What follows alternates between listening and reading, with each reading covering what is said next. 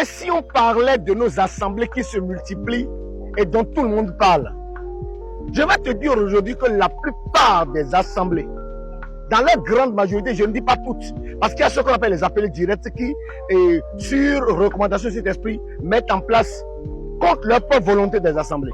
Mais la plupart de tous ceux qui sont là aujourd'hui, c'est des gens qui se sont rebellés dans une autre assemblée, qui ont choisi leur propre chemin parce qu'on leur a fait des reproches.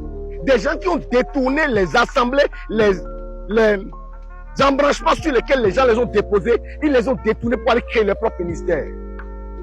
C'est dire que quoi? Ton église est née dans la rébellion. Et elle ne finira que dans la rébellion. Nous devons accepter quelque chose, bien aimé, aujourd'hui. Les assemblées se créent aujourd'hui. On se met à côté de vous, on sort de là, parce qu'il a voulu être peut-être diacre honoraire ou pasteur honoraire. Vous n'avez pas donné la position. Il dit qu'il a reçu un appel, il crée une assemblée. Et aujourd'hui, les assemblées sont dans toutes les vents. Moi, je n'ai rien contre. Si c'était au moins que l'évangélisation évoluait, moi, j'aurais compris. Non, mais elle n'évolue pas. On a vu aujourd'hui la part belle que tous ceux qui sont dans le camp d'en face là sont en train de faire à leurs idoles, à leurs pratiques. Comment la résurgence de tout ce qui est pratique endogène là, comment cela a repris de la valeur aujourd'hui.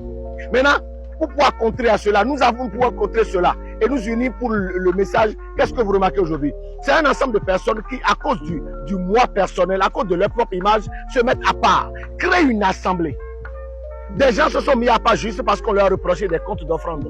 Des gens se sont mis à part juste parce qu'on leur a fait des reproches en comité et ils ne sont pas d'accord. Et ils sont partis avec des fidèles. Mais qu'est-ce que ces assemblées viennent? Et c'est dans cette condition, vous voulez que nos amis, les âmes qui vous font confiance, là, aient des délivrances. Pour une assemblée qui elle-même est née dans la rébellion. Je voudrais que les critiques là viennent de notre propre camp. Cela vaudrait mieux que cela vienne du camp de nos amis d'en face. Parce que de toute façon, un jour ils vont nous rejoindre et nous serons ensemble pour la gloire de Jésus-Christ. Parce que le travail doit évoluer sur le terrain.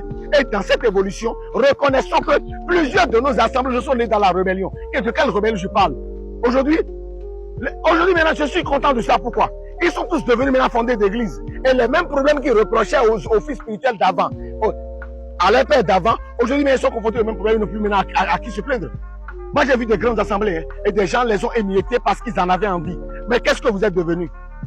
Même si vous connaissez une gloire, quelle que soit la gloire que vous connaissez dans le ministère, vous n'évoluerez pas. Ce n'est pas une malédiction, mais c'est normal. Parce que lorsque vous ne voulez pas vous mettre sous discipline, comment quelqu'un d'indiscipliné par nature va vouloir chercher maintenant à enseigner toute une nation? La dernière fois, on me parlait d'un monsieur qui expliquait d'Adar à une dame que le Saint-Esprit lui a dit, depuis qu'elle est arrivée dans l'assemblée, qu'elle serait sa femme. Et ça signifie quoi? Nous allons où danser dans la révélation. Il parle de quel esprit? Pour un homme marié, de quel esprit il parle? C'est parce que quoi? Le gars même n'a jamais été appelé. Et c'est pour cette raison que nous allons faire attention à quelque chose, bien aimé. Écoutez-moi ce matin. Faisons attention à quelque chose. Il faudrait que tu te disciplines. Que tu acceptes le disciple. Là, tu dois être sous l'autorité de quelqu'un. Maintenant, si tu es un appelé direct, vas-y. Bon ministère à toi. Mais si tu n'as jamais été un appelé direct, va, retourne vers ton père. Dis-lui, papa, j'ai péché contre toi. Parce qu'aujourd'hui, toi-même, tu es confronté au même problème. Toi-même, tu vas voir que ça ne va pas. Ça ne peut pas aller. Que Dieu te bénisse. Je sais que la lumière de Christ que tu prêches au jour le jour t'amènera à faire des efforts. Que Dieu te bénisse.